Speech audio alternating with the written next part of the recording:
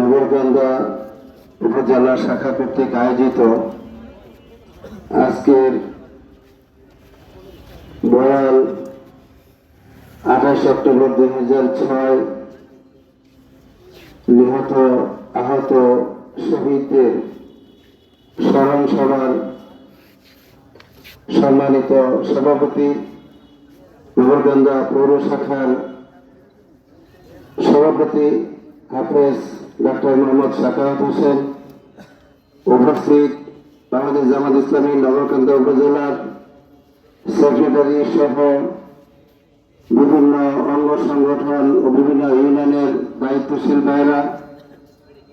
উপস্থিত সাংবাদিক বৃন্দ, উপস্থিত টিএসবি, এনএসআই সহ গোয়েন্দা সংস্থার প্রিয় ভাইরা ও সর্বস্তরের জনগণ,